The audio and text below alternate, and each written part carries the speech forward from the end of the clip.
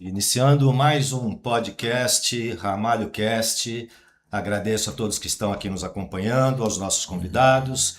E hoje o tema é políticas públicas, desenvolvimento e oportunidades para quem mais precisa. Vamos discutir esse tema que é diretamente ligado a milhões de brasileiros. Muito além das disputas políticas, queremos entender hoje como decisões tomadas pelos governos impactam emprego, infraestrutura, esporte, desenvolvimento econômico, qualificação profissional, habitação e inclusão social. Para essa conversa, reunimos dois convidados que conhecem a realidade brasileira sob perspectivas diferentes, mas complementares. De um lado, a experiência da administração pública, do parlamento e do empreendedorismo. Do outro, a experiência de quem representa milhares de trabalhadores, acompanha diretamente a realidade do mercado de trabalho e participa das discussões sobre desenvolvimento econômico e social. Nosso objetivo é promover aqui um diálogo propositivo e aprofundado sobre os nossos desafios, os caminhos que iremos construir, as políticas públicas que serão mais eficientes. Para isso, temos aqui hoje convidado Bebeto Haddad. Muito obrigado por sua presença, Bebeto. Obrigado. Que é administrador de empresas, empreendedor, foi deputado federal e presidente da Comissão de Minas e Energia da Câmara dos Deputados. Também exerceu o cargo de secretário municipal de esportes na cidade de São Paulo. Maranhense, neto de imigrantes libaneses, construiu sua trajetória empresarial e política em São Paulo, onde vive há mais de 50 anos. Exatamente. Casado, 45 anos, Com a mesma pai de mulher. 3 filhos. Com a mesma mulher. Com a mesma mulher, né? E é pré-candidato a deputado federal nas eleições de 2026 pela Democracia Cristã. E junto com esta sumidade, temos aqui Ramalho da Construção. Muito obrigado pela presença, Ramalho. Presidente licenciado do Sintracom, é uma das principais lideranças dos trabalhadores da construção civil brasileira. Construiu sua trajetória defendendo melhores condições de trabalho, valorização profissional, qualificação de mão de obra e ambientes de trabalho mais seguros.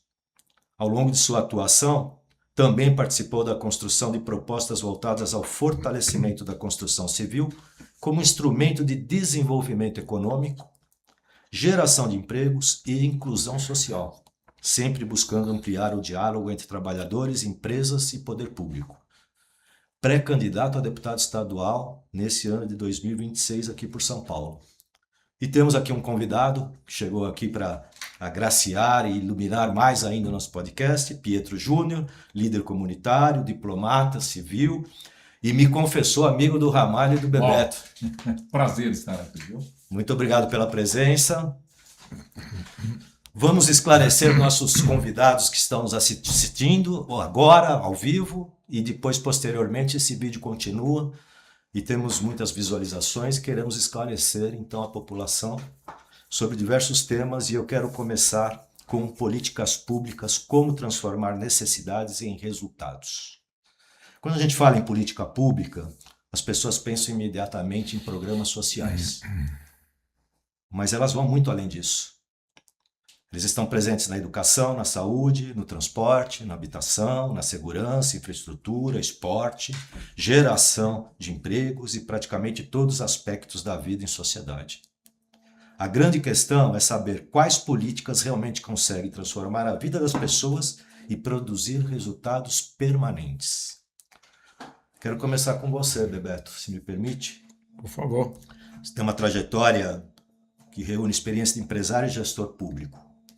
Na sua avaliação, quais são as políticas públicas que têm maior capacidade de romper esse ciclo de pobreza e criar oportunidades reais para quem nasce e para quem está numa situação de maior vulnerabilidade? Muito obrigado pela presença, Bebeto. Muito obrigado, Baldão. É uma honra, uma alegria estar com você aqui nesse RamalhoCast.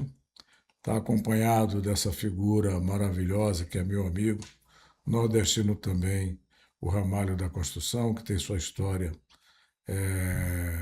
formada aqui no estado de São Paulo, mas graças a Deus, com muito brilho.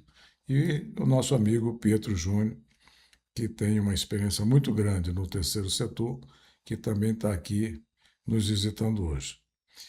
Eu sei que a gente precisa, como Estado, promover sempre o melhor possível para a população do nosso Estado e também do Brasil. Eu vou falar de políticas públicas com uma única palavra, talvez, ou iniciando por uma única palavra, que é a palavra segurança. Eu acho que a segurança é vital hoje, tanto para o Estado de São Paulo, porque, infelizmente, a gente tem um Estado hoje que ainda não nos deixa, vamos dizer, tranquilo, não só na questão da segurança física, mas a gente tem a segurança alimentar, nós temos a segurança da saúde, nós temos a segurança habitacional, nós temos a segurança do transporte. Seria muito bom se a população de São Paulo, como o maior estado da nação brasileira, pudesse ter os seus trabalhadores retornando para casa e que eles viessem verdadeiramente em segurança. Mas que ele tivesse um transporte, onde tivesse um transporte, em que ele pudesse usar esse transporte e chegar em casa tranquilo, no melhor tempo possível. Eu sei que as empresas de transporte fazem todo um esforço para manter a qualidade de transporte aqui, mas nós precisamos fazer muito mais. Mas você imaginou que maravilha seria, por exemplo, de um trabalhador, de uma trabalhadora chegar em casa e poder andar livremente pela sua comunidade, fazendo visita a um vizinho, fazendo visita ao parente, sabendo que pode andar a pé pela rua sem ser incomodada fisicamente. Eu acho que isso não tem preço, isso não tem preço. Saber que você pode ir num posto de saúde e que você pode marcar uma consulta, um exame e ser atendido de fato, tá certo? Mas aí também volto a dizer que o esforço dos profissionais de saúde são respeitáveis, porque eles trabalham muito, mas a gente poderia fazer muito mais. E o Estado precisa promover, de uma certa forma, todo esse bem-estar para essa população. E eu acredito o seguinte: se nós tivermos a segurança do emprego, a construção civil, por exemplo, ela garante muito emprego à população de São Paulo. O Ramalho vai poder falar muito bem isso. Mas aqui em São Paulo, a gente poderia ter também. Nós perdemos aquelas pequenas indústrias. Aqui em São Paulo tinha muito. Todo mundo conhece aqui o bairro da Moca, o bairro do Tatuapé, o Beleizinho, que nós tínhamos muitas indústrias que, infelizmente, nós perdemos para outro estado ou então para outras cidades fora daqui da capital. Mas para outros estados, muito. Se nós tivéssemos essas indústrias dando emprego, eu sei que hoje nós temos uma oferta de emprego muito grande, o Brasil está com índice de emprego bastante baixo, mas a gente precisava cada vez mais ter empregos de qualidade para que a gente pudesse dar para a população a oportunidade de ter uma qualidade de vida melhor. Isso passa, eu não estou generalizando, porque aí o pessoal que está nos vendo talvez pense que a gente esteja generalizando, mas eu acho o seguinte, que nós, como obrigação de parlamentares, tá certo? A gente precisava focar com objetividade aquilo que realmente se transforma em resultado efetivo para a população. E é com essa linha que eu vou trabalhar. Eu acho que o Brasil e o mundo é dinâmico e nós temos que trabalhar dentro dessa dinâmica para criar todas essas oportunidades para poder dar segurança à população. Muito obrigado. Ramalho, seguindo essa mesma linha do que nós estamos discutindo, você acompanha diariamente a realidade de milhares de trabalhadores e suas famílias.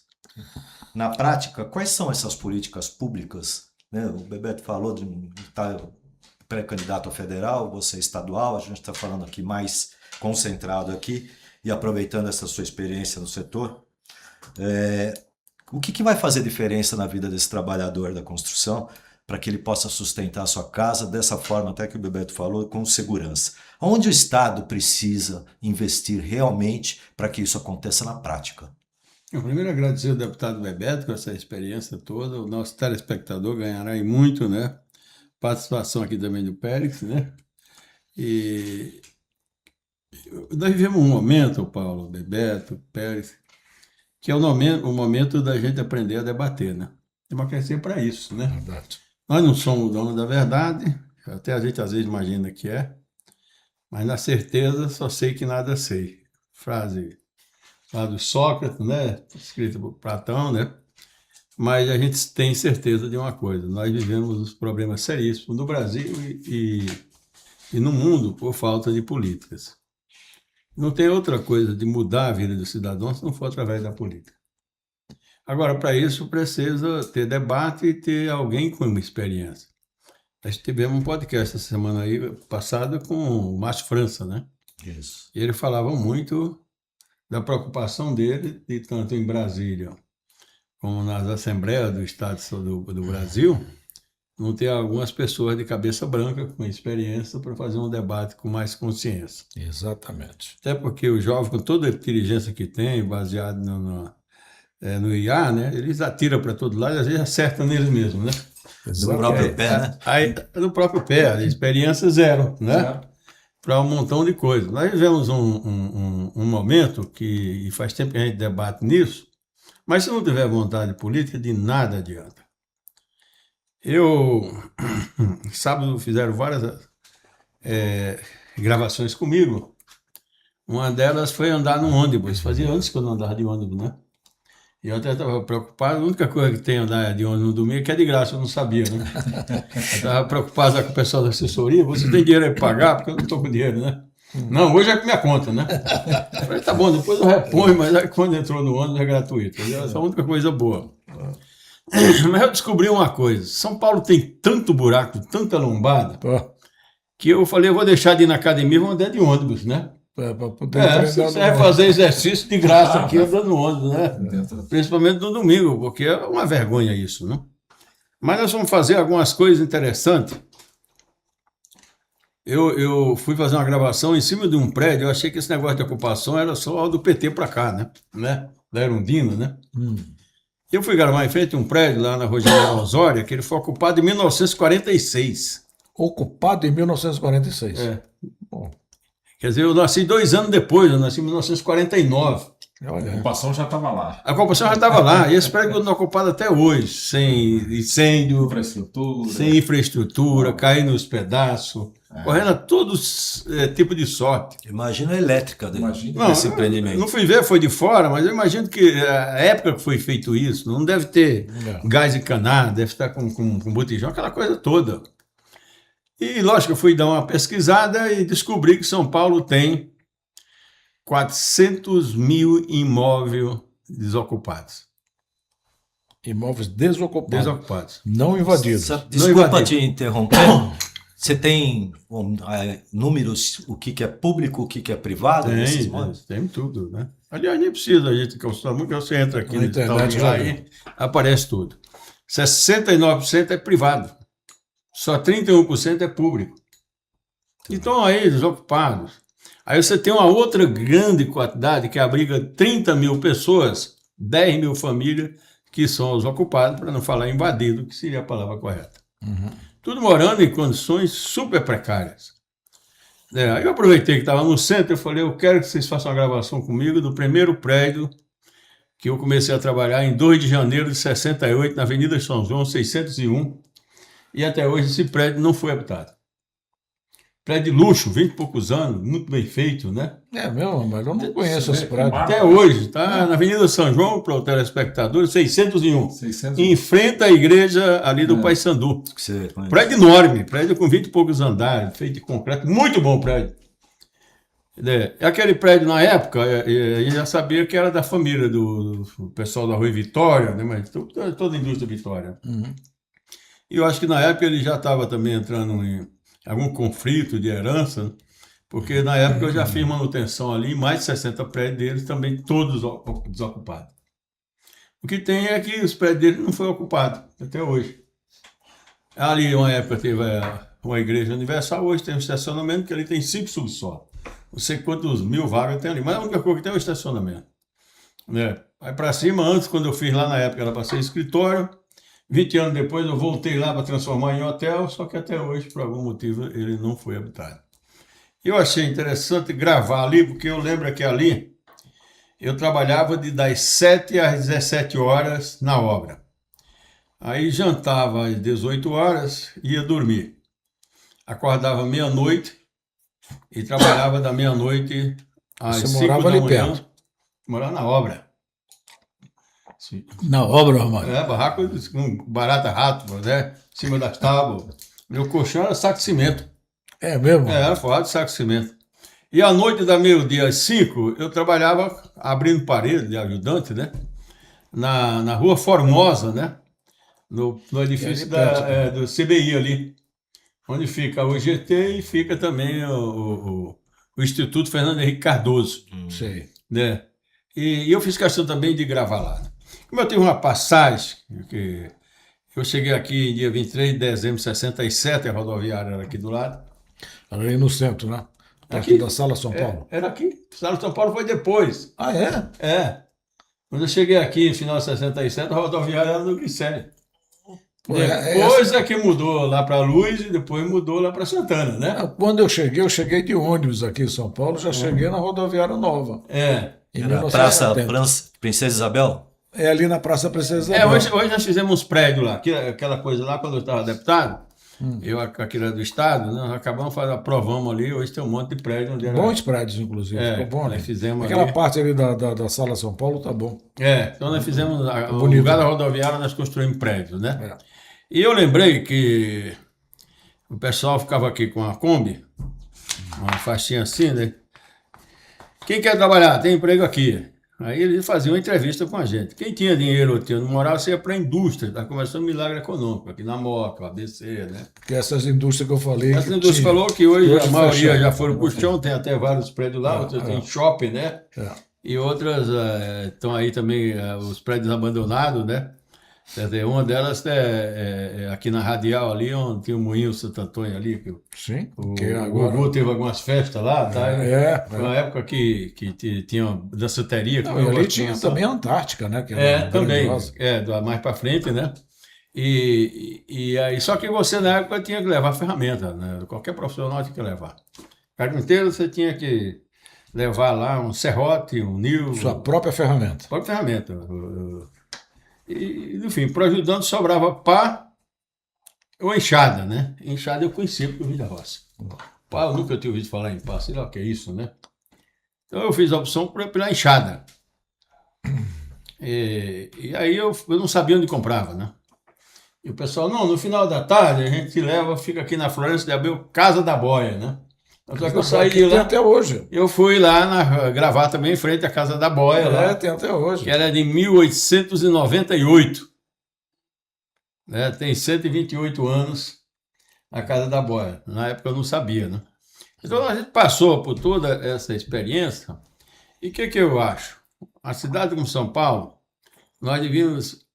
Aí é erro da Prefeitura, do Estado e da União. A culpa é dos três. E da Justiça, que nós podíamos fazer um acordo para ter segurança jurídica. Se transformasse esses prédios em habitação. Nós precisamos fazer... Utilizar a habitação. Eu acho que o retrofit era o caminho. Retrofit. Fazer Ou isso aí com escritórios ou com habitações. o escritório é moradia. E aí seria ideia muito boa se o governador de São Paulo tivesse coragem de trazer aquele projeto para o centro também, que é muito bom. Trazer ali uma forma de construir, porque não adianta também só trazer o governo para lá se não criar a forma de retrofit. Porque sábado e domingo fica abandonada. Nós precisamos trazer moradias para ele. Não, e o importante é que aqui no centro da cidade de São Paulo você já tem toda a infraestrutura pronta, né? Você tem um gás, você tem um metrô, você tem um transporte público, você tem a eletrificação. Esse investimento o Estado não precisa fazer. O Estado precisa ter vontade e coragem de agir do que você está falando. Tem shopping. Eu mesmo não sabia desses dados. Tem até o Babrama, né? O Babrama, o antigo Babrama. Que é antigo pra caramba. Mas você vê, tem toda uma estrutura. E tem outra, Bebeto. Foi feito um estudo, já faz uns 4, 5 anos, mais que foi o André Matarazzo que fez, na época quando ele foi prefeito aqui da regional, né? Até a pedido nosso, né? E dos trabalhadores de São Paulo e da infraestrutura, 72% trabalham de São Paulo expandida. Sabe quantos moram aqui? 3%. 3%. Mora na Cidade Tiradentes, mora, sei lá, Campo Limpo, sei lá para onde. 1 hora, 2 horas de distância. Pois se esse pessoal morasse aqui, eles iam diminuir o trânsito, Total. ficar mais tempo com a família, mais tempo para estudar. E lógico que tanto a Prefeitura, Estado como a União precisava criar os parques de emprego. Você é uma cidade Tiradentes, o Bebeto conhece mais do que ninguém. E tem lá 300 mil pessoas. Mais de 300 Pois mil é. pessoas. Poucos municípios no Brasil têm 300 mil pessoas. Verdade. Pô, por que nós vamos levar um parque industrial para lá?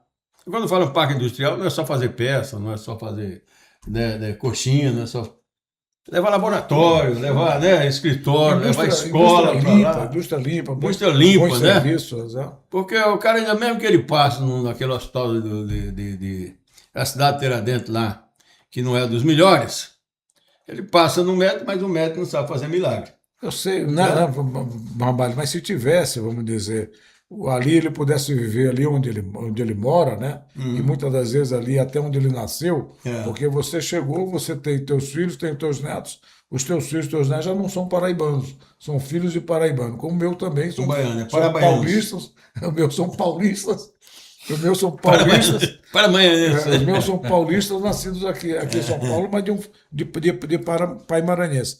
Então ali está aquela comunidade vivendo aqui.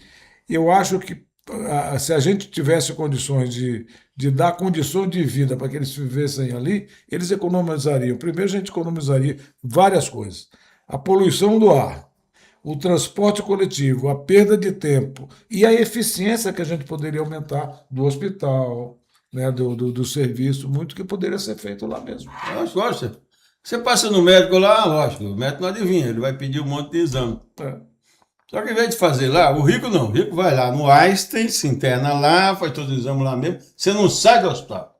Rapaz, se eu me der mais um segundo na tua fala, eu te cortando.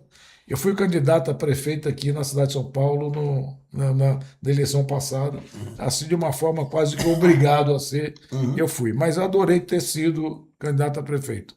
Eu fiz uma proposta, eu fiz algumas propostas, mas tinha duas propostas que eu estou lembrando agora, bem interessantes. De construir um hospital, por exemplo, o Hospital do Idoso. Sabe por quê? Porque muitas famílias aqui na cidade de São Paulo, e isso vale também para as grandes cidades do estado, tem um hospital, ele faz o exame do raio-x aqui, mas tem que fazer a ressonância lá na Lapa. Então ele sai do centro, vai para Lapa, da Lapa ele precisa fazer. Ele precisa, só tem vaga lá no Tatuapé para ele poder fazer um outro exame e volta para leste. Então, muitas das vezes, com dificuldade de locomoção, a família sofre muito com isso. Então, se nós tivéssemos um hospital onde você possa levar esse seu idoso ou esse deficiente físico, que ele pudesse ali ser consultado, onde ele pudesse fazer todos os seus exames num próprio prédio, no estilo que tem o Hospital da Mulher. Que a gente tivesse o Hospital do Idoso, a gente poderia resolveria um problema gigante de locomoção e dava qualidade de vida àquela pessoa que já tem dificuldades e tem que ficar saindo da Lapa para São Miguel, para Tatuapé, para o centro da cidade. Isso a gente economizaria. E uma outra coisa também, bem interessante também, que eu vi que a cidade de São Paulo necessita, e as grandes cidades também do estado precisam, é a creche 24 horas, amor. Porque muita gente trabalha em hospitais, trabalha nos restaurantes, trabalha na noite, trabalha como vigilantes, tá certo? E não tem como quem deixar os filhos. Então, é obrigado a pagar alguém que já vai uma boa parte do salário. Se a gente tivesse as creches 24 horas, também ajudaria. Para passar a noite. Então, São Paulo, Baldão, como você está vendo, com a experiência que tem o Ramalho, São Paulo, se o São Paulo tivesse, a gente pensasse em São Paulo dessa forma diferente, olha, nós vamos trabalhar para qualidade de vida, que é a coisa mais importante que tem. A gente só tem uma vida. Se eu viver 30 anos bem, eu estou vivendo 30 anos com qualidade. Mas se eu viver 30 anos sem qualidade, eu estou perdendo 30 anos que eu poderia estar vivendo com qualidade. Aí a gente vê que os europeus estão um pouco na frente da gente. Você veja, mesmo Portugal, que é um país pequeno, você tem qualidade de vida. Por quê? Porque o português, primeiro, Ramalho, eu acho muito interessante, ele não fica apaixonado de ter um carrão. Um carrão. Você não vê um português com um carrão, com BMW último tipo, Mercedes último tipo. Você não vê um português com uma verde com um carro bom. vê ele também como uma casa boa, mas não vê uma casa, uma mansão de 5.000 metros quadrados, de lá em Troncoso, de 280 milhões de reais. Isso não existe. É sem ostentação. Sem essa ostentação. Porque o cara lá em Troncoso, esse cara desse banco aí do maior, tem uma casa de 380 ou 280 milhões. Nem sei quanto é que é. Sei que é muito dinheiro. E você tem também, lá na Europa, você tem uma vida simples, mas você tem segurança, você tem uma boa escola, você tem uma boa qualidade de vida, que aí você vive. O que a gente precisa aqui em São Paulo. Mas São Paulo é uma cidade muito grande em relação a Portugal. Não, quero pouco. Xangai é tão grande, ou maior que São Paulo, na verdade, maior que São Paulo, e ter essa mesma qualidade de vida. O que a gente precisava tentar encontrar boa vontade, de dar qualidade de vida às pessoas que vivem aqui na cidade de São Paulo, que vivem no estado de São Paulo. Eu acho isso. Quando você fala nessa realidade, a gente observa que é o seguinte, são poucos empresários a nível Bebeto, Haddad, o Ramalho, que conseguem migrar a situação, conseguem migrar de história e manter essa história. Talvez o que a população precisa enxergar e fazer disso um ponto positivo, que só se pode mudar a história quando se viveu a história e não tem vergonha dessa história. Exatamente. Quando se vai num ponto de querer mostrar onde começou o primeiro trabalho, onde fez ali, trabalhou como peão de obra, etc, etc e tal, conhece essa periferia para fazer acontecer. A política pública, ela acontece dessa forma, onde a minha história, a sua história, pode ser uma referência para se elevar a política adiante, não? Para mudar a história do futuro, Ramalho? Sim, sem dúvida. O que precisa sempre, eu volto, é debate, e aí na hora que você enfrenta o debate, você agrada um, desagrada 1 milhão. Faz parte. Não é?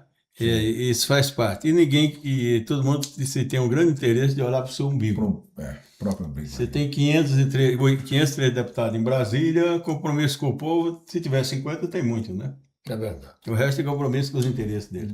Principalmente agora, né, Ramalho? Pois é, a Assembleia de São Paulo tem 94 deputados.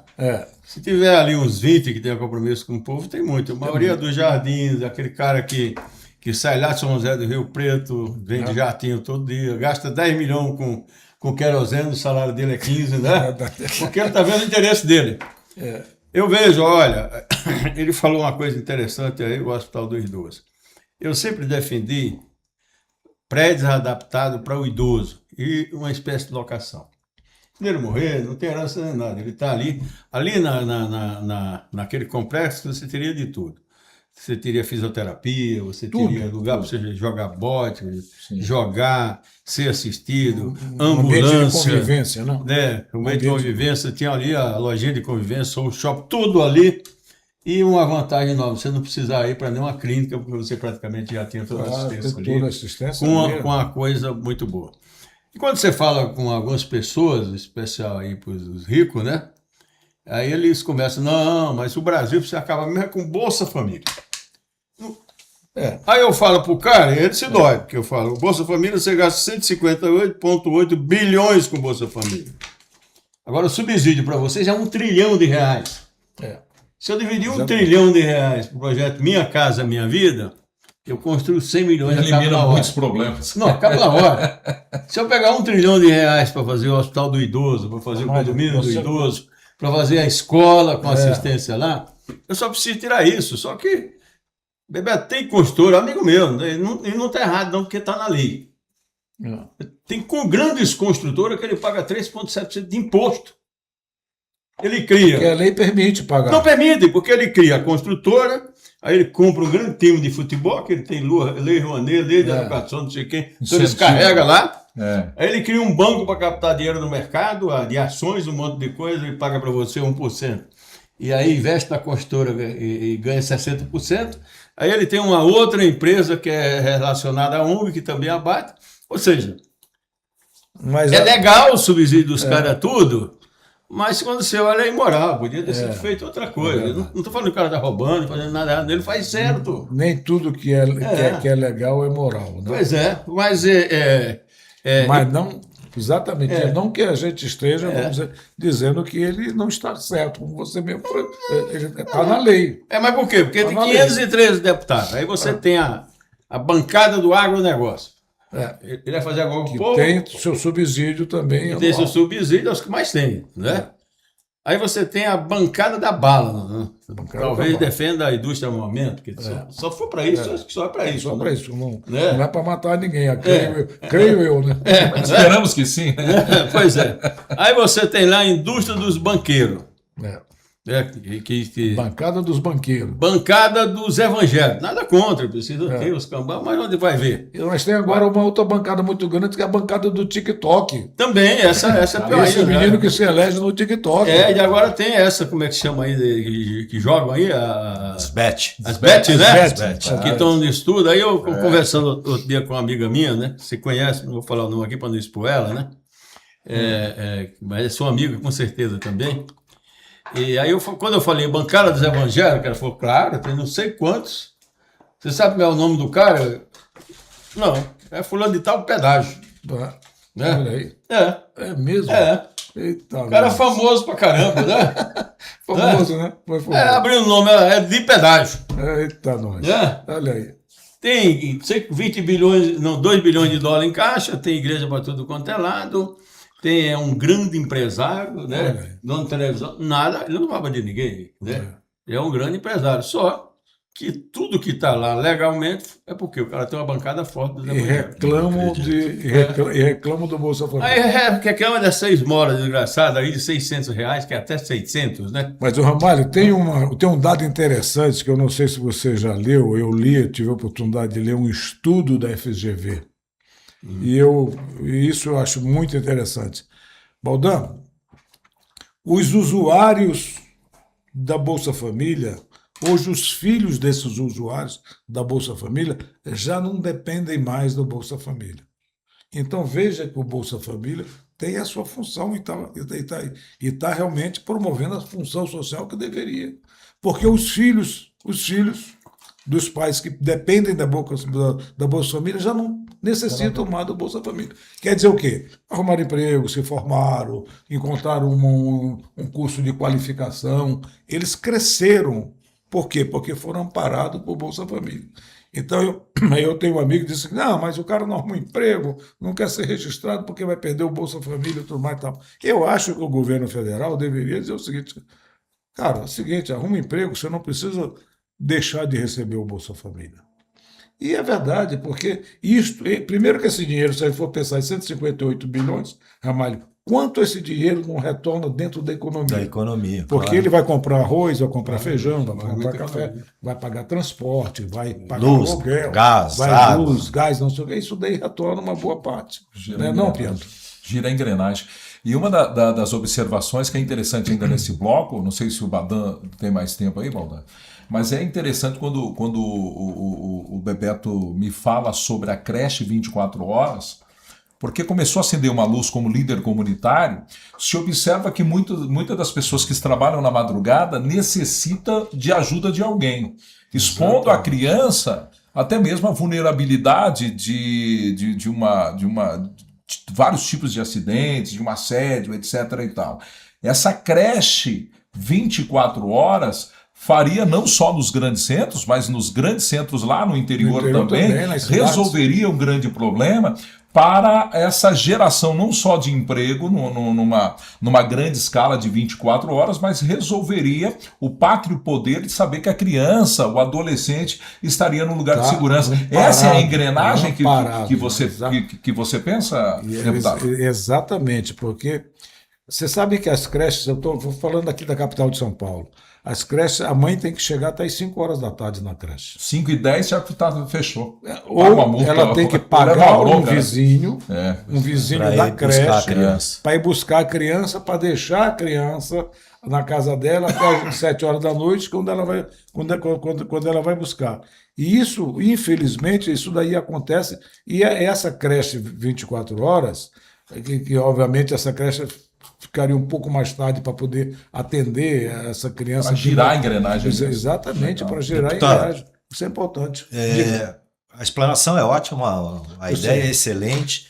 Eu estou preocupado com a agenda de vocês. A minha é tranquila porque estou à disposição, mas eu sei que a estou agenda de preocupado vocês... com a agenda do Ramalho. Do Ramalho, mas eu queria, antes de entrar aqui em emprego, qualificação e desenvolvimento, eu gostaria que você provocasse o Ramalho, porque você falou de uma questão muito importante, nós discutimos isso no podcast anterior, sobre a questão dos R$600. A gente fala de emprego, mas antes de eu entrar no segundo bloco, o Ramalho tem uma afirmação que é importante, eu gostaria que ele abordasse isso, porque a pessoa fala assim, mas lá, 600, o cara não quer arrumar emprego por causa de 600, porque ele tem lá uma bolsa de R$600. O Ramalho, explica qual é a sua visão sobre isso, que eu acho que é muito adequada, né? Se dá um emprego bom, né? Será que ele não quer? A gente defende todos esses debates, eu tive alguns pega com o próprio presidente da Fiesp, né? Paulo Scaff, né? Quando, nós, depois de 4 anos, disse que vão apresentar dia 2 de setembro uma trilha da nomenclatura profissional. E eu olhei no esboço, como é que vai ser? Olha, o pedreiro não é mais pedreiro, vai chamar ele consultor ou construtor. O carpinteiro não é mais carpinteiro, é montador de forma. O outro é um técnico de montagem de ferragem. E eu olho assim, tá bom.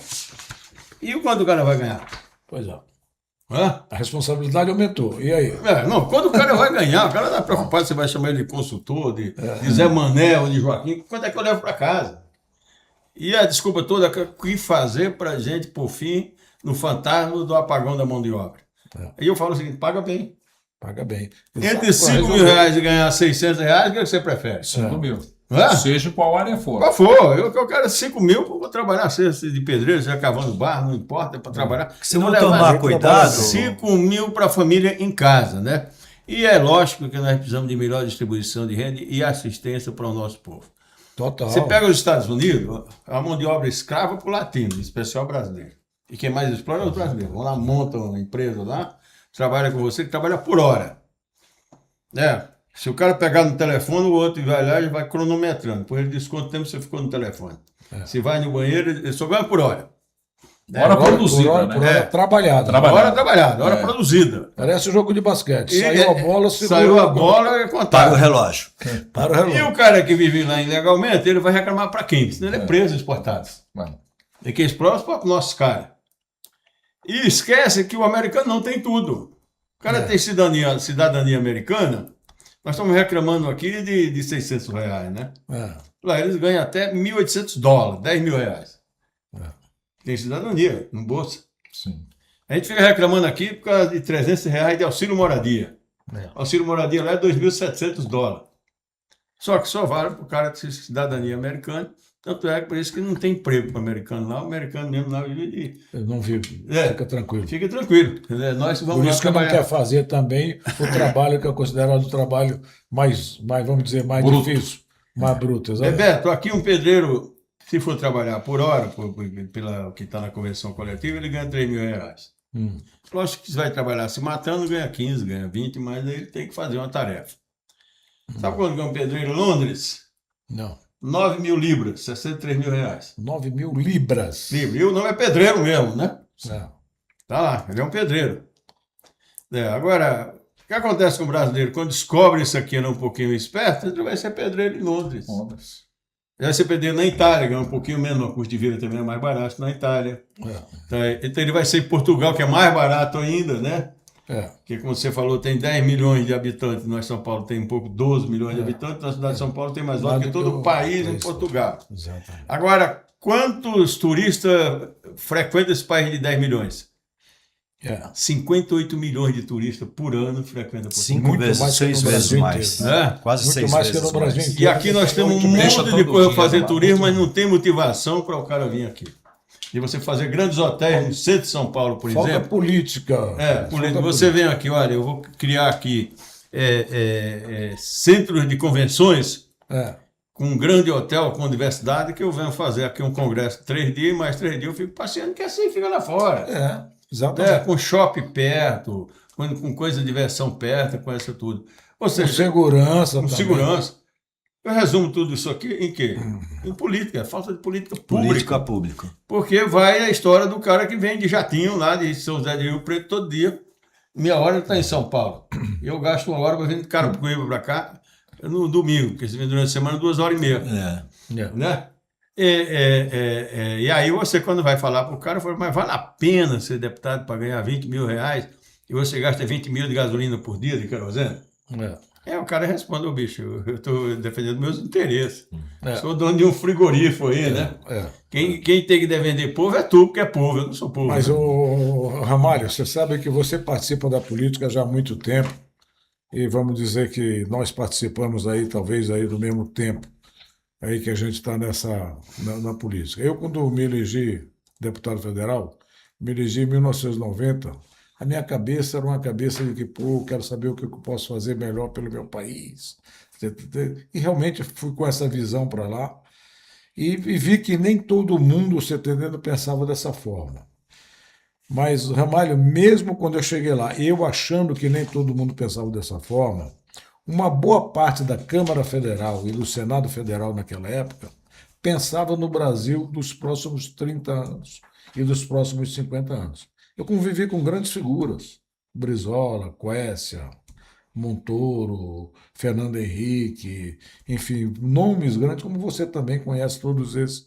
Eu estou falando Darcy Ribeiro, que pensavam no Brasil daqui a 30 anos. Ramalho, obviamente, ele não pode generalizar, mas hoje em dia, em Brasília, não tem mais esse pensamento. Em Brasília não se pensa mais no Brasil daqui a 10 anos, ou daqui a 5 anos. Pode-se pensar no Brasil daqui a 4 anos, na próxima eleição. Podemos guardar esse tema Pode, pro bloco pode ser. Está previsto mas é bem aqui. interessante. Mas eu vou voltar numa coisa também que o Ramalho falou, que eu acho muito interessante. Você sabe que, como eu participei da Câmara, não existe uma lei que agrada a todo mundo, não é isso, Ramalho? Uma lei pode agradar uns e desagradar outros.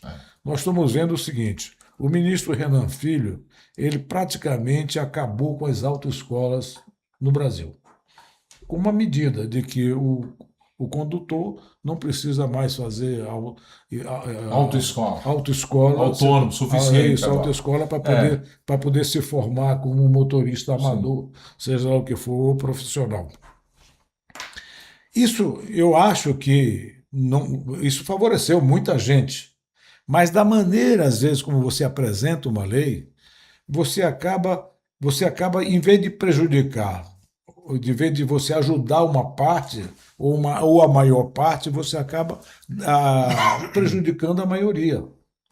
Muitas famílias vão ficar sem empregos com essa medida. Acabou com as autoescolas. Acabou com as famílias das altas escolas, que estavam lá trabalhando, que tem que comprar o arroz, feijão, a escola da criança, a faculdade, todo mundo que teria que conviver.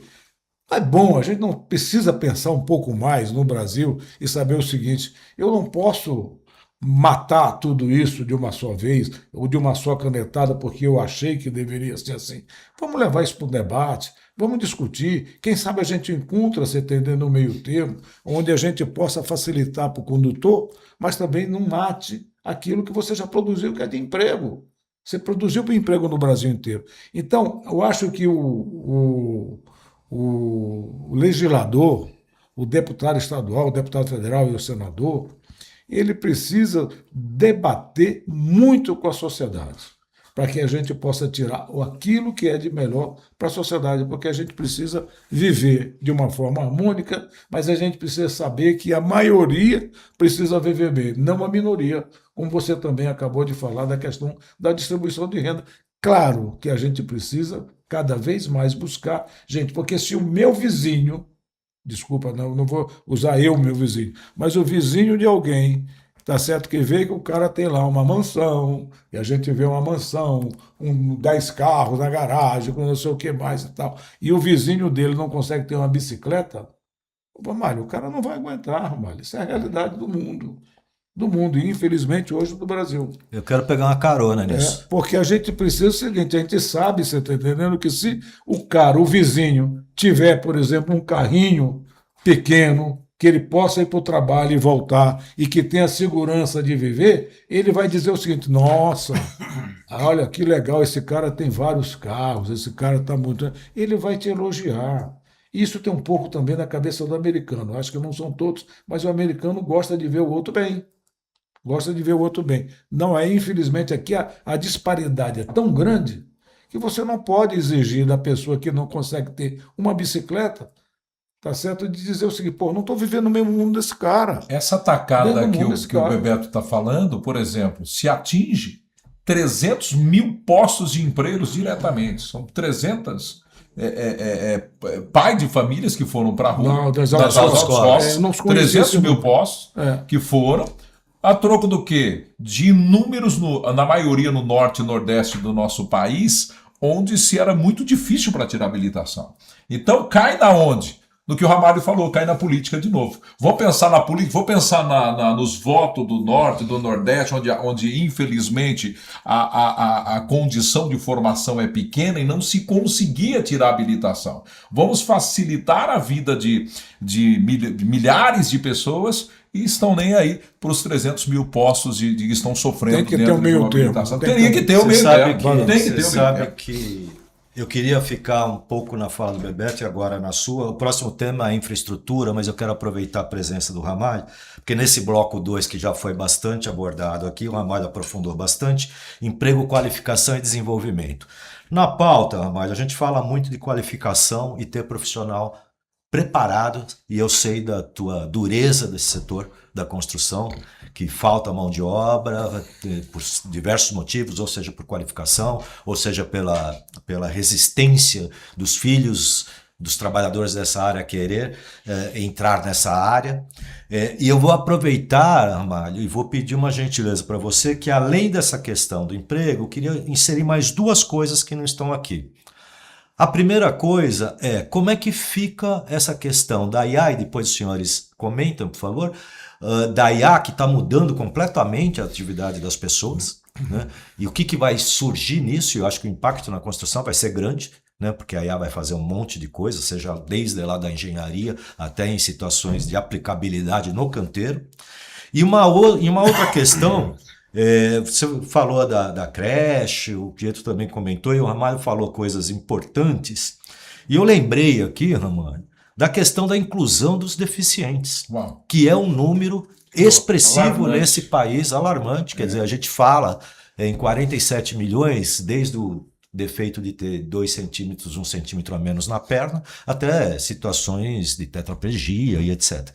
Então eu gostaria de começar com você, Ramalho, até por esse conhecimento extraordinário que você tem nesse setor e sei das dificuldades da construção civil, de você falar sobre qualificação, como que resolve isso, a vinda da tecnologia e a inclusão dessas pessoas que, além de vulneráveis, são deficientes. Gostaria de começar contigo, Romário.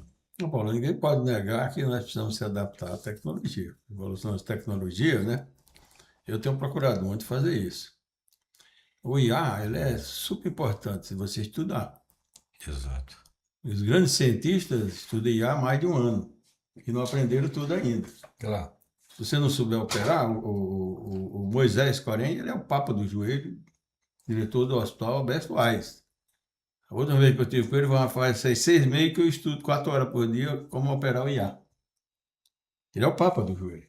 Porque o IA dá, a inteligência artificial dá o que você colocar lá. E pode dar errado, porque se não tiver uma estrutura, né? Agora, por outro lado, nós precisamos se adaptar, que realmente as tecnologias vão tirar emprego, sim. Quando eu cheguei em São Paulo, obra que se fazia com 300 pessoas, eu faço com 30. Daqui a pouco vai fazer com 10. Sim. Mudou as condições de materiais. Todo o concreto que era feito na mão, ele vem da usina. Pronto. Né? Toda a carpintaria que era feita na mão, eu mando lá no projeto e ele vê se eu vou montar. É assim, ferragens e outras coisas. Em alguns lugares tem até máquinas que vai rebocando parede. Nós precisamos se acostumar e se adaptar para isso. Por mais que nós reclamamos aí desse problema da autoescola, eu fui em alguns países que nem motorista tem. Os carros são Eu entro aqui, né? Pronto. Chamo o carro e ele vem lá sozinho e você entra nele, ele vai lá, quer dizer, você nem motorista Eu tem. ainda não tive essa oportunidade. Não, você for, por exemplo, na Suíça e qualquer outro lugar, é tudo assim. Em Paris, né? Já é assim. Você não tem mais motorista, o carro vem sem motorista. Os trens não têm operadores. É tudo lá. E daqui a pouco nós vamos ter ônibus também sem sair. Quer dizer, às vezes o pessoal do motorista fala, está muito preocupado que o cobrador de ônibus é importante. E é mesmo, não é para cobrar, para ajudar a pessoa a subir. Tá? Só que vai chegar uma hora que não tem, porque nenhum país do mundo tem. Quer ver outra profissão que vai desaparecer? E nós não estamos muito preocupados? O frentista. E nenhum desses países por aí tem frentista. Você vai lá, você abastece por carro. Então, o que nós devemos preparar essas pessoas? E hoje, as grandes cidades, nós temos 48 milhões de pessoas vivendo em moradia inadequada. De onde elas vieram? Vieram da agricultura. Você não preparou as pessoas para morar na cidade grande. É verdade. Nós temos alguns amigos, Bebeto, também eu tenho um amigo, Ratinho. Ratinho tem 9 fazendas. E numa dele teve mostrando, Ramalho, eu só tenho um cachorro na fazenda e um cara para tomar conta. Tudo mecanizado. Por aqui eu ligo meu celular e o trator sai de lá, lara toda a terra, volta, toma banho e recolhe sozinho. Aí sai um drone, vai lá, planta, não sei o que, ele volta, vai pessoalmente sozinho. Aí vem uma máquina colhedora que vai limpar e depois escolher e já separa. Uma das fazendas, acho que ele planta milho, né? E é quase na mesma direção de um pedreiro que eu conheci lá em Londres, né? Porque ele planta o milho e faz ração e dá aos pequenos produtores que criam peru. Né? E ele fornece tudo o material de graça, só que ele ganha o peru de volta. Eu conversando com um pedreiro lá fora, o cara falou assim, olha, eu moro aqui há tantos anos, mas eu tenho uma fazenda em Uberlândia, Minas Gerais, com 850 hectares de terra. Já tem 600 bois na fazenda, vou ter 1.000 bois. Ou seja, a cada um mês e pouco eu compro 100 bezerros. Não lembro mais se é 3 anos que ele está por corte. O frigorífico, ele me dá ração, ele me dá vacina, ele dá o veterinário, ele dá tudo. E na época ele só compra. E esse cara que fazia tudo isso, ele veio para a cidade grande, para a área urbana, né? Largou a parte rural para a área urbana, sem moradia, sem instrução. E é um desespero que também acho que é mania do brasileiro, é mania do Brasil. O Brasil ficou 300 anos vivendo a troco da comida, né? E quem era rico? Se o Bebeto tivesse 1.000 escravos, tivesse 100, o Bebeto era todo poderoso. Quando a princesa Isabel assinou a Lei Áurea, então eles ficaram escravos por mais 100 anos. Porque não tinham o que fazer. Não deram terra para eles, não deram comida. Condição de vida. Condição de vida, ele teve que se sujeitar continuando com ramalho. Não, a lei está aí, mas eu vou comer ramalho aonde? Continua me dando o resto de comida, que aí surgiu dobradinha, como é que chama? Feijoada. O dia o Geraldo falou isso, eu esqueci do nome, né? Mocotó, né? Baião de dois. Que é o resto que sobrava do rico. Joga tudo na panela. E faz 100 anos que o brasileiro está aqui um pouco melhor de vida, tem emprego, tudo, tem independência, mas continua trabalhando pela comida. O cara que ganha um salário mínimo, ele trabalha mal para comer. Né? E qual é essa diferença dos países lá fora, né? É que você pega o Reino Unido, Ramalho, o Reino Unido tem mais de 2.000 anos, né? Depois de Cristo, antes de Cristo, depois de Cristo, você pega, né? Você não quer comparar, mas é que nós vamos ser o futuro disso aí. Então você não vê alguém morando numa comunidade, você não vê alguém morando na favela, tem alguém morando na rua. Não é o inglês, nem o doente. É o que foi de fora, mesmo assim, dando dignidade para ele. Nós andamos em algumas cidades aí, você vê pouquíssimos caras com problema mental na rua, porque cuidam e tocam. Você pega Canadá, 6 meses debaixo do gelo também, tudo bem, o cara morre também, se ficar na rua, 6 meses debaixo do gelo também trabalhando. Mas chega aquela época, o governo vai lá e tira, trata, cura, cuida das pessoas. Né? Aí os caras querem me comparar com quem? Com Haiti, né? Lá com Moçambique, que o cara ganha $100 por mês. Não, eu quero falar de países que evoluíram muito, né? Taiwan, né? Coisa bonita aquele lá. Vai para o Japão. A Coreia do Sul. Coreia do Sul. Eu não conheço a Coreia do Norte, não conheço a Coreia do Sul. Agora, lá a política mudou bem. Você tem no Reino Unido, que tem população até menor do que a nossa, tem 700 e poucos parlamentares. Parlamentar lá não tem motorista, parlamentar não tem apartamento. Ele tem uma secretária para anotar. Na Dinamarca, o Anda de parlamentar- metrô, né? Anda Na de metrô. Dinamarca, o primeiro-ministro anda de bicicleta. Pois é. Primeiro de metrô. Mas aí a gente chega lá, né, Mário? Esperamos, A né, gente- deputado? Olha, Bebeto, a gente sabe que fácil não é. Só que se também a gente não reclamar, se nós não Mas colocar não é fácil, mas é possível, né? Isso possível. é possível. E Porque agora- você falou do Reino Unido que tem 2000 anos, então antes de Cristo e depois de Cristo. Mas eu também falei da Coreia do Sul, que tem menos do que o Brasil em tempo de país. E hoje está super evoluído. Seul a América tem 10 anos menos que nós, despoluiu mais o que nós. rio que passa dentro de Seul, foi despoluído. Eu ia Hoje perguntar para você o senhor, não falar, tem mas mais. nós vamos ter que esperar 2000 anos? Não, não Antes tem. de falar desses 2000 anos, se observa muito na política e na educação. Ah. Se voltarmos a falar de Portugal novamente, hoje Portugal se banca para o aluno se formar, enquanto o Brasil vem numa progressão continuada. O aluno aqui não é cobrado de forma alguma. A escola pública, ele vai passando, empurra e ponto. Não estamos preocupados daqui 10 anos, como o deputado falou. Não estamos preocupados como será o Brasil daqui 10 anos. Então, se forma o cidadão. Como se fala de motorista. Em 5, 10 anos não teremos mais a profissão de motorista. Se vier a tecnologia e chegar que já é grande para isso, os caminhões vão ter. Mas, Apesar que a nossa estrada... Pedro, a humanidade precisa encontrar formas de usar a tecnologia Em favor. seu próprio benefício. Isso. Nós temos que pegar a tecnologia e da tecnologia tirar qualidade de vida para que a gente, o humano, possa usufruir isso. Sim. Primeiro é o seguinte, o humano vai começar a viver muito mais. Antigamente a média de vida era de 45 anos. 50 estava bom. Hoje já está mais de Verdade. 70, acho que são 74. 74. Não sei o que, 74. É. E isso de média, né? Média. Eu e o Ramalho vamos viver 130 anos. Deus ouça, espero comemorar o aniversário de 100 anos de cada um. Nós vamos aumentar essa média. Mas a gente precisa usufruir isso, porque quem fez a IA foi a inteligência humana. Sim. Então a gente precisa usufruir da tecnologia para que a gente possa ter Para melhorar a nossa vida. Qualidade de vida. Eu vou ter que E, de fato, até trabalhar menos. Trabalhar menos. A gente precisa usar mais aquilo que Deus nos deu, que é a vida. Deputado, a sua assessoria, a assessoria do Ramalho também estão ali me pilhando para encerrar. Deram 5 minutos, já faz 10. Foi muito bom, né, Bruno? Pois Você é, conseguiu mas eu levar. não posso deixar Muito vocês dois, principalmente, viu, Pietro? Porque esses dois aqui, olha, eu quero falar de eleições 26, ainda que rapidamente, sobre política pública, o senhor como pré-candidato a deputado federal, o senhor como deputado estadual, começar com você, o tempo é de vocês, eu sei que a assessoria estão cobrando, mas se demorar, a culpa não é minha. Mas eu quero ouvir isso, porque vocês não podem sair daqui sem deixar o nosso telespectador ouvir o que vocês trazem aqui para a gente.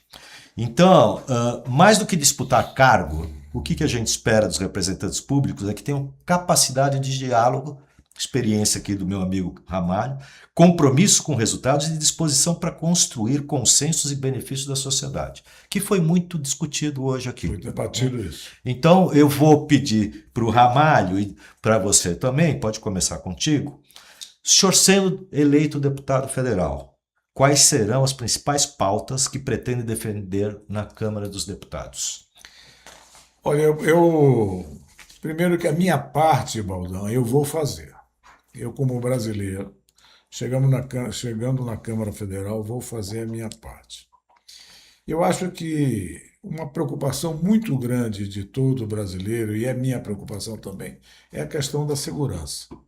Aí a gente fala, eu tenho, na verdade, dentro do meu partido é o Democracia Cristã, eu digo que nós temos uma democracia com segurança.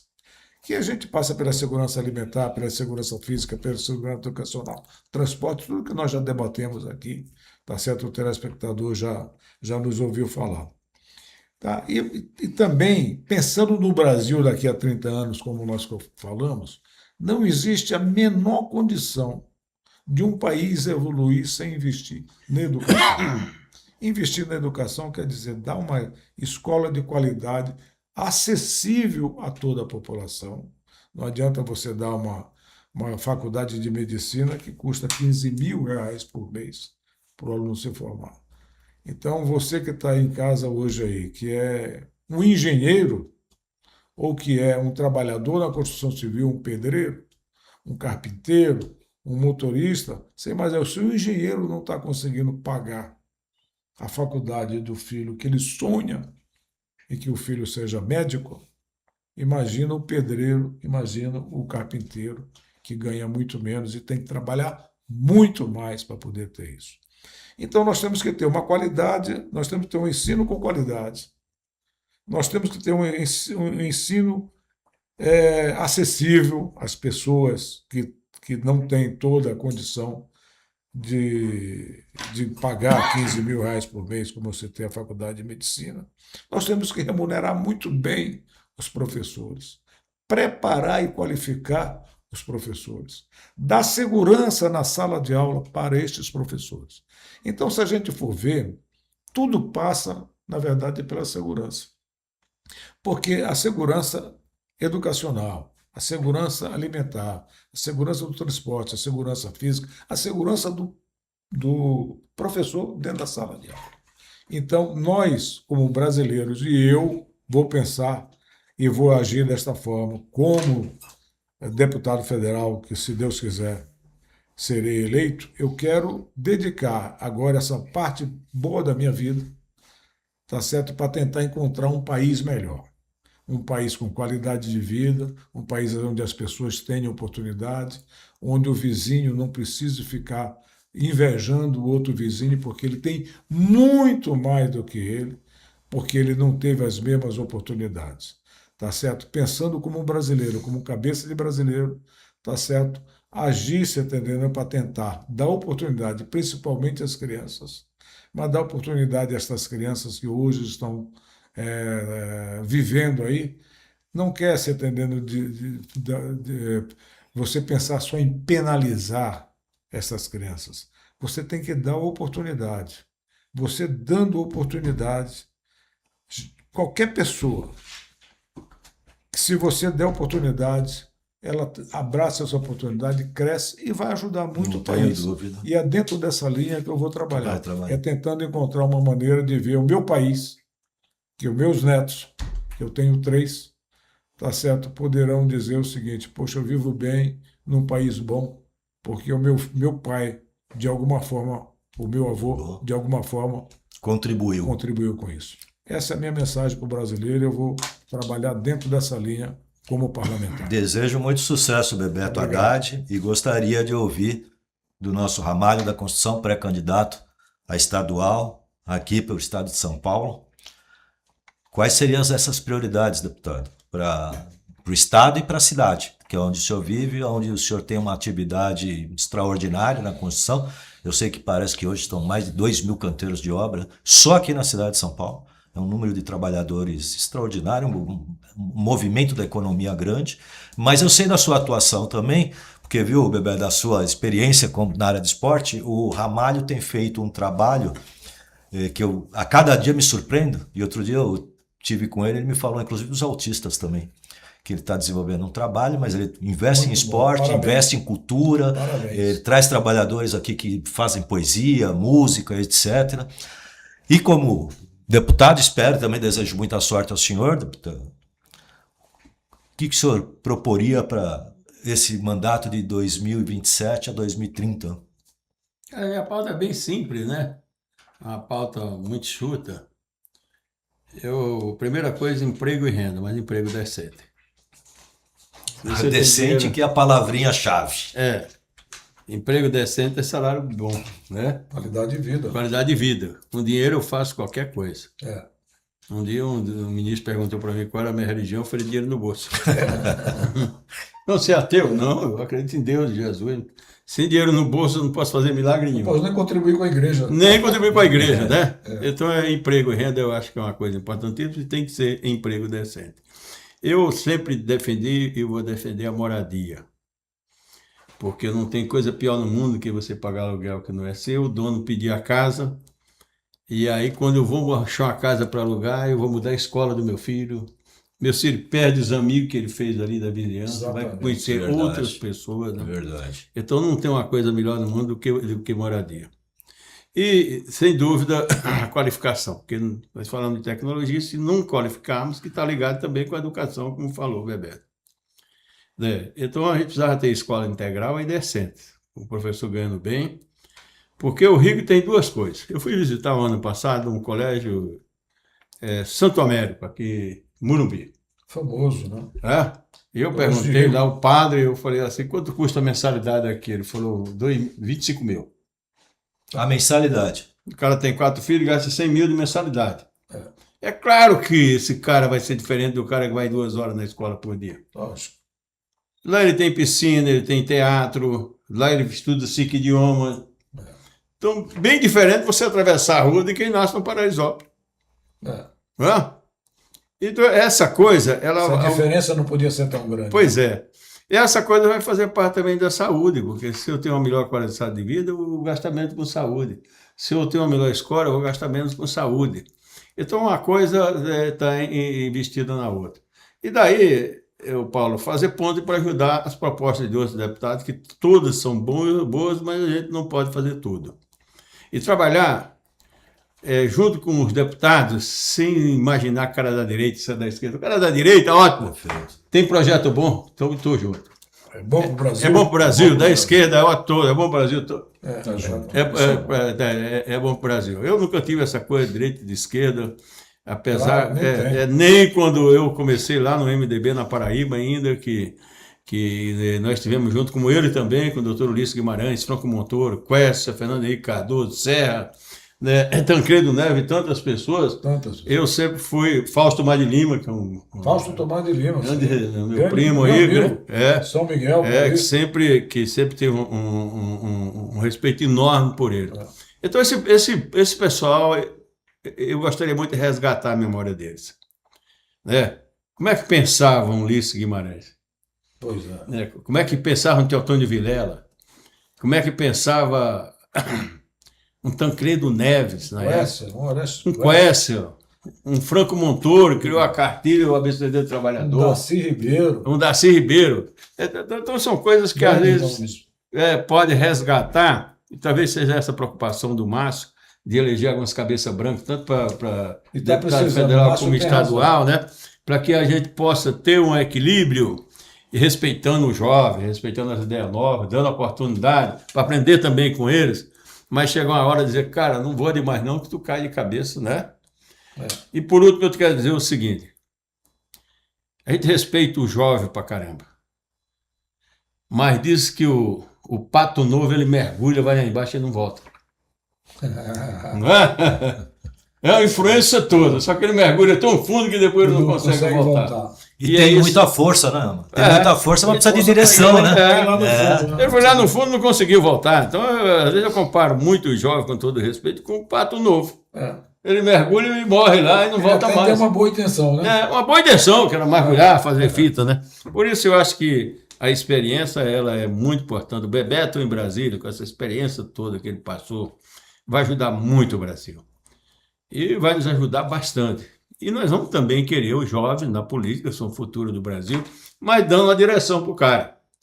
Porque, às vezes, uma coisa é você conversar com o meu ex-sogro, que já morreu, que escreveu mais de 100 livros e era o cara mais humilde do mundo. E outra coisa é a gente enfrentar um jovem que acabou de sair da faculdade e acha que sabe tudo. Não escreveu nenhum livro e já quer falar pelo 100. É verdade. Não aprendi a falar inglês, francês, só eu, que mais, né? Mas sabe voltar do fundo do lago? Né? Se mergulhar, você volta, né? Então, essa coisa que a gente quer estar sempre debatendo, claro, ouvindo sempre o jovem, eu aprendo muito com meus netos, com todo mundo, né? Porque é muito importante. Mas, de vez em quando me consulta, eu falo, menino, cuidado no fundo do mar. Olha o pato novo, hein? Mas eu vou... Olha o pato novo, ele às vezes mergulha e não volta mais, né? E isso depois onde é que ele vai parar? Ele vai parar nas dependências de tudo quanto é lado, que também é uma coisa que nós precisamos investir, combater, né? E apesar de não ter idade, mas onde mais você vê os grandes desenvolvimentos realmente com os jovens. Então, os jovens são o futuro do Brasil. mas tenho certeza que aquele jovem lá do Santa América, que entra às 6 horas da manhã e volta às 20 horas, e que tem tudo lá dentro, ele é diferente do meu filho que foi criado com um monte de dificuldade. Que eu Até boa alimentação. Com tudo. Tem tudo. Ele tem piscina, ele tem alimentação, ele uma hora fala inglês, outra hora ele faz teatro, outra hora ele faz luta livre, né? É diferente, porque também você mostra-se por ali diferente de um cara que mora em Paraisópolis, Heliópolis, que por mais que ele seja um cara digno, ele tem as suas dificuldades, porque ele não aprendeu. Eu tiro por mim, o pessoal está lá. Cara, todos meus cursos foi feito nas coxas. Eu não fiz primário, eu fui direto para o ginásio.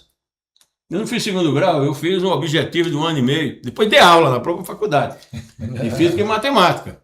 Mas é claro que se você tem a oportunidade de estudar 10, 12 horas por dia, você se qualifica muito mais, tem mais tempo para pensar. Então, são pautas, Paulo, simples, que eu quero colocar lá para ouvir as pessoas.